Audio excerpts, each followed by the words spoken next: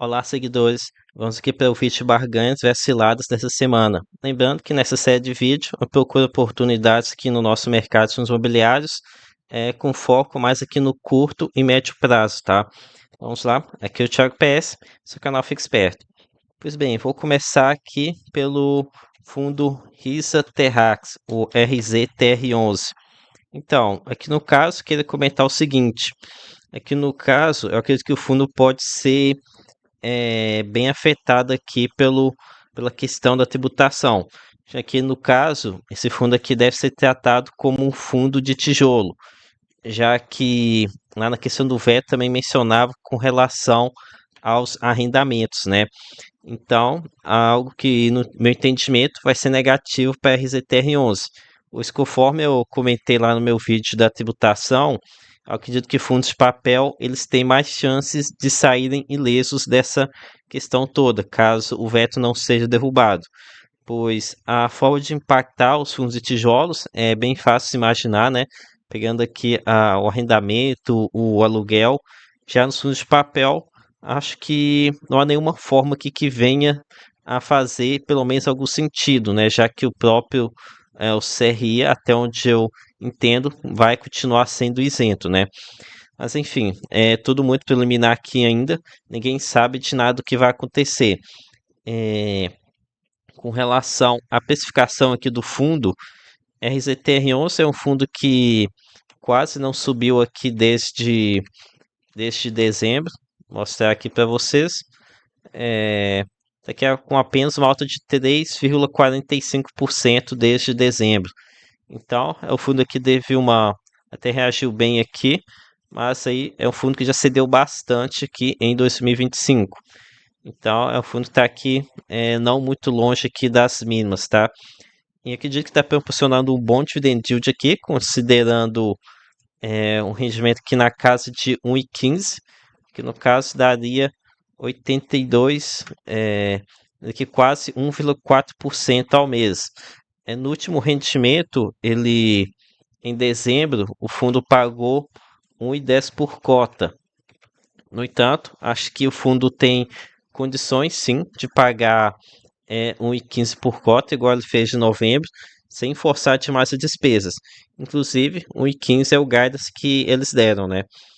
Então, aqui para mim, acho que a Risa fazendo pão duragem aqui com a reserva deles aqui no fundo, né? E outro ponto, se a gente for verificar como que estão as taxas aqui do Tesouro pré-fixado, ela nem está aqui nas máximas, né? Então, um bom ponto aqui para a RZTR11, apesar do fundo já ter se mostrado que ele vai além de ser um fundo prefixado, que no caso, acho que ele ainda continua sendo muito impactado com essa comparação aqui com o Tesouro prefixado, né? E, enfim, com todos esses pontos aqui, acredito que continuar ele manter aqui como barganha. Por enquanto, acho que, como é muito preliminar esse ponto aqui da tributação, não, a gente tem, comentei aquilo ali mais para a gente ficar mais de olho aqui no fundo. Com relação a ICRI11, o próximo fundo que eu vou comentar aqui, esse aqui é o fundo de papel do Itaú. Então, eu comecei a falar dele lá no vídeo sexta-feira, das maiores quedas com o veto em isenção dos FIIs, mas fiquei de verificar se ficou alguma reserva aqui para o fundo distribuir em 2025, já que em outubro ele teve um resultado excelente, aí ele ficou 3 meses distribuindo 45 por cota, aí eu fiquei de verificar se tinha alguma coisa que ia sobrar agora para 2025. Então, é o seguinte, aquele estilo de vídeo de sexta-feira é feito meio que sem muito preparo, é um pouco mais às pressas, né, meio de improviso. Acabou que eu nem percebi a última coluna aqui do montante distribuído e do montante gerado. Ou seja, tivemos aqui uma distribuição de 14,41 por cota e um resultado de 15,01. Ou seja, tem aqui 60 centavos de reserva aqui para a Equilion distribuir nos próximos meses. É, então, o fundo do Itaú até poderia pagar aqui um rendimento mais forte, já que tem essa reserva, mas fico contente se ele pagar aqui, no caso, R$ 1 por cota, já que é um patamar mais condizente que com a geração de caixa e na cotação atual acho que já proporciona um bom dividend yield. Deixa eu pegar aqui para vocês a cotação aqui de ICRI 11. Então tá aqui 84,39 foi o fechamento aqui dele. No caso, R$ 1, temos aqui quase 1,20% ao mês. Aqui no caso, a gente está tratando com o fundo Itaú, então não dá para esperar que o fundo vai ser negociado com tanto desconto quanto outros fundos, mas para mim acho que já está um dividend yield excelente aqui para o patamar dele, além da possibilidade de ver um pouco a mais aqui em janeiro ainda. E além disso, o fundo caiu bastante aqui na sexta-feira, caiu aqui foi, se consigo pegar aqui, foi um dos que mais caiu, acho que foi uns 4% ou mais na sexta-feira, então acredito que devemos ter alguma folga aqui nos próximos pregões. É meio que se recuperando um pouco de toda essa queda. O mercado geralmente acontece muito isso, ela exagera num dia e depois vai amenizando um pouco nos pregões seguintes.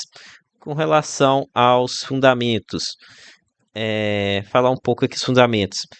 É, então, eu gosto aqui de quase tudo no fundo, tá? Exceto aqui a taxa média na carteira de CRIs, indexada ao CDI, que é bem fraquinha. Achei que CDI mais 2,49 não é uma, uma taxa média que me anime tanto assim. Mas com a Selic alta, ainda vai dar um bom dividend yield, né? Mas tem que ficar de olho quando a Selic cair, algo que não deve acontecer tão cedo. E, no entanto, o primeiro vídeo que eu fiz aqui sobre o fundo é me informar que essa posição seria provisória, o que faz até sentido, né? Já que o nome do fundo é Itaú Crédito Imobiliário IPCA. Então, meio que esses CRCDI aqui estão de penetra em ICRI 11. Apesar de que são intrusos bem-vindos, né? Por conta da Selic alta, como eu disse, mas a taxa média poderia ser melhor. Enfim, um bom fundo aqui. E no preço atual, acho que aqui pode agradar especuladores, investidores que querem aqui um carrego bom. E então, para mim, aqui mais uma barganha. E antes de seguir aqui para o próximo fundo, peço que o seu like e a sua inscrição no canal. Ok, agora aqui vou seguir com um fundo de tijolo. Aqui no caso, o fundo de lajes da Safra, o JSR11. E aqui é o seguinte, aqui o fundo da Safra, ele está nas mínimas, tá? Aqui 52,90. Isso aqui é um ponto que notei fazendo meu vídeo de ontem de destaques de baixos e de altos. Notei aqui bem mais barato aqui da mínima que bateu em dezembro, com uma queda de quase por cento em relação a dezembro. E tá aqui nunca esteve tão barato, tá? E então, esse aqui não sou um grande estudioso aqui desse fundo da Safra, mas todo mês o pessoal do Clube FII me marca lá no fórum do fundo porque a Safra conseguiu fazer mais uma locação em algum dos imóveis da Chuck Zaidan que o fundo possui. E para quem não quem conhece há um pouco mais tempo, sabe que eu tenho uma certo problema pessoal com lajes corporativos e trabalho convencional. Aí fico pegando muito no pé lá de Zaidan, aí o pessoal também não deixa barato, né? Me marca também quando tem essas notícias positivas nos fundos de lajes. E aqui no caso, depois de todas essas locações, a Safra conseguiu aqui reduzir bastante o nível de vacância do fundo. Estava aqui em 8,4% em fevereiro e já está em 3,7% agora em dezembro. Um patamar bem baixo de vacância, né? Ponto muito positivo.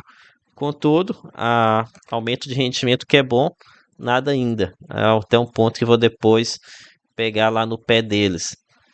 E vou ver aqui, só um instante. Deixa eu alterar aqui para o Safra. Então, notem aqui que o rendimento está aqui há muito tempo aqui em 48 centavos. Aqui até uma alta de 2 centavos para aqui em de 2023 a 2024. Mas saiu aqui 49 centavos, 53 centavos. Agora está aqui em 48 centavos. E nem mesmo a liquidação de HGP11 foi suficiente aqui para o rendimento sair do lugar. É aquela história, né? Fundo de tijolo precisa entregar crescimento de renda. É, eu moro de aluguel e todo ano tem reajuste nas minhas contas, no aluguel, né? Inclusive, ano passado foi acima da inflação. No entanto, em algum momento as locações que foram feitas, devem aumentar o rendimento aqui do fundo. Além de que, na atual condição aqui da cotação, aqui o crédito de carrego já está bem interessante. Aqui no caso, pagando 0,91% ao mês.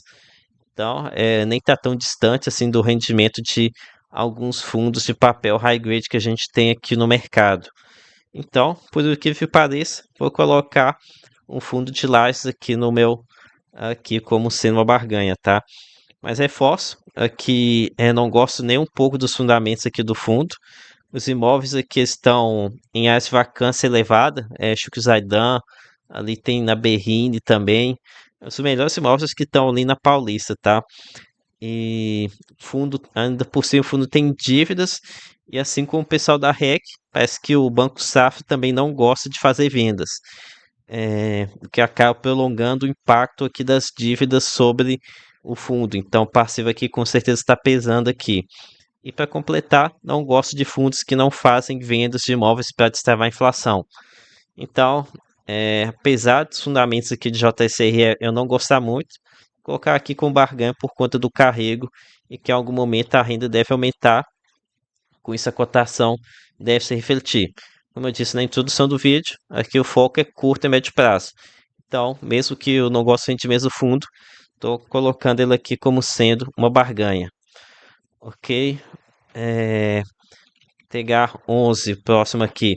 Pois bem, coloquei esse fundo também para comentar sobre a questão aqui da tributação, né? Talvez vocês tenham ouvido falar, mas a questão aqui de que parece que fundos que têm SPE vão ser mais impactados pela tributação. Ao que para mim parece ser um grande erro, tá? Vai tributar mais quem mais gera emprego. Não parece uma boa ideia, não. Mas enfim, aqui é o seguinte, em TH11, enfim, saiu a reavaliação aqui das SPS do fundo, e aqui no caso, achei essa, essa reavaliação muito fraca, tá? Tivemos, deixa eu mostrar aqui para vocês, tivemos um salto aqui de apenas pouco mais de R$ 5 por cota. Se a gente for verificar aqui, foi um dos menores saltos de reavaliação de patrimônio do fundo. Outros meses que teve um saldo de R$ 13 por cota, R$ 12 por cota, e aqui tivemos um salto muito menor. E então, esse salto menor pode significar menos lucro sobrando nas SPS do fundo, ou então tem algum outro fator relacionado aqui ao modo que os avaliadores fizeram que as contas, talvez adotaram uma taxa de desconto maior, mas enfim, isso aqui também pode ser um reflexo de que boa parte dos projetos atuais do fundo já sejam maduros e com mais foco em geração de renda. Enfim, esperar aqui para ver se no próximo relatório gerencial eles trazem aqui algum detalhe sobre essa reavaliação de patrimônio. Enfim, somando isso aqui tudo, acabou que a questão da reavaliação e dos boatos derrubaram bastante as cotas aqui de TH11. Aqui o fundo está cotado a R$ 84, bem próximo das mínimas que o fundo estava aqui em dezembro, apenas 5% acima. Então, o fundo que está bem fraco, tá? Contudo, mesmo considerando a parte de baixo do guidance que os gestores deram, aquelas que foi de R$ 84, a gente teria um dividend yield de 1,30% ao mês.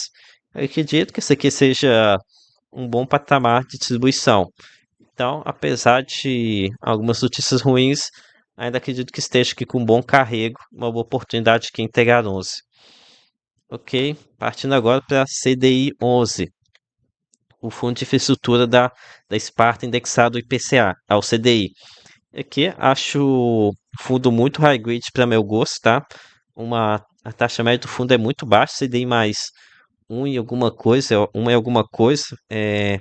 tá bem abaixo assim da taxa média que eu gosto dos fundos, mas acho que pode ser uma boa oportunidade aqui para quem gosta de quer ter fundos bem seguros na carteira, mas ainda assim gosta de especular. Aqui o fundo está sendo negociado abaixo do valor patrimonial, uma condição aqui até difícil de acreditar se a gente for pensar nos patamares que o fundo atingiu aqui no passado, né? Chegou aqui a 113, 114, acho que ficou mais com 10, PVP de mais acima de 10%, com o mercado todo em baixa. E aqui no caso, ainda temos uma boa reserva de rendimento a ser distribuído. Essa questão da cota patrimonial, acho que provavelmente não vai ver igual aconteceu com os do 11. Não, são muito pequenas as chances de acontecer uma queda delas, né? Já que aqui o fundo não sofre tanto assim com marcação a mercado. Na verdade, sofre quase nada com marcação a mercado. Então, é, apesar de não ser aqui muito do meu estilo aqui, vou colocar aqui CDI 11 como sendo uma barganha, apesar de não ser uma barganha tão grande assim, tá? Mas enfim, agora comentar aqui sobre um Fiagro do Itaú. E não sei se vocês perceberam, mas estou tentando abordar aqui o máximo de classes de ativos diferentes para deixar o vídeo aqui bem diverso aqui, né, com várias classes. E aqui a situação é o seguinte: o fundo não apenas compensou o, o prejuízo que ele tinha a compensar por conta da previsão feita em outubro, como já está com uma reserva aqui de 8 milhões de reais, ou 5 centavos por cota. E, para falar a verdade, Ruda 11 só não pagou normalmente em dezembro por conservadorismo aqui do Itaú. Se ele quisesse, ele poderia ter subido já 11 centavos aqui em dezembro, tá?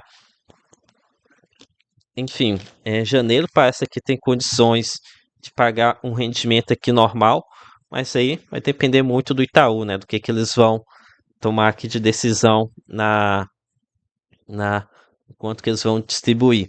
Essa semana tem vídeo aqui do fundo, se inscreva aqui para não perder. Mas imagino que pode ter alguma reação positiva por parte do mercado com a cotação, com o rendimento do fundo voltando à normalidade. Ok? O próximo aqui agora, CACRE 11, o fundo de Home Equity da Quiné em parceria com a Acreditas. E aqui é o seguinte, esse fundo ele tem um delay de 3 e 2 meses, um mix de 3 e 2 meses. Portanto, agora em janeiro, o fundo vai levar em consideração o IPCA de outubro, o IPCA de outubro ainda vai estar impactando o resultado. Então, acredito aqui que o fundo tem condições de pagar 10 centavos com bastante facilidade. Que no caso, em outubro, eles tiveram uma geração.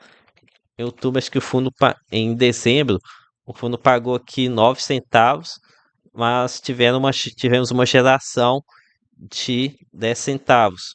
Deixa eu ver aqui. Veja aqui uma geração de 10 centavos. Aqui no caso é o costume da Kinet montar uma reserva bem forte, né? E com relação aos fundamentos, diz que esse aqui um fundo seja muito tranquilo, depois que você entende a questão da pulverização do Home Act. E o que a gente precisa mais ficar de olho é na questão da inadimplência, mas aqui a Kinet traça uma inadimplência perigosa como sendo em 18%. No entanto, aqui temos uma inadimplência de 91 dias ou mais de apenas 3,4%. Então, muito abaixo aqui do que a Kiné considera como sendo perigoso aqui para uma inadimplência perigosa para o fundo. Então, é mais um fundo aqui para a gente colocar como sendo uma barganha, ok? E para finalizar, um hedge fund aqui no vídeo de barganhas, RVBI 11, o hedge fund da VBI ou FOF, tá? Já que boa parte da carteira aqui desse fundo são de outros fundos imobiliários. E no caso aqui a VBI tá usando o fundo assim como o FOF, fazendo antigamente, né? Dando aquela mãozinha para os gestores amigos. Vídeo o caso de ancoragem lá do hedge fund da Suno, o SNME11. E aqui é o seguinte, o fundo ele tem pago 75 centavos por mês. No entanto, não tem cara de que esse valor pode ser mantido, porque está exigindo um consumo de reserva muito alto. Aqui no caso, em novembro, tinha uns consumos de 14 centavos por cota. E segundo eles, tinham aqui 7 centavos em lucro a distribuir ainda, mas não sabemos se eles usaram para o rendimento de dezembro, que foi outros 75 centavos por cota. E além desses 7 centavos já no bolso, RVB11 aqui ainda tem 44 centavos de lucro a realizar em outros fundos. Mas aí depois de dezembro, esse montante aqui deve ter reduzido muito, né? Portanto, esses 75 centavos aqui provavelmente devem estar com os dias contados. E em um relatório gerencial, eles tinham falado de 69 centavos de resultado recorrente, mas novembro mesmo foram aqui apenas 61 centavos. Então, até que se fosse 69 centavos recorrente, até que teria um bom valor, mas não vou pagar para ver se realmente o fundo vai estar gerando isso. Então, em algum momento acredito que vai ter uma queda aqui no rendimento RVB11 e por isso eu vou colocar ele aqui como sendo uma cilada, tá? Pelo menos o ideal seria ver como é que vai ficar essa questão da renda, muito arriscado aqui. Então foi isso, galera. Espero ter curtido. Peça seu like. Lembre de se inscrever aqui no canal. E lembre que nada que é recomendação de compra ou de venda. Até a próxima.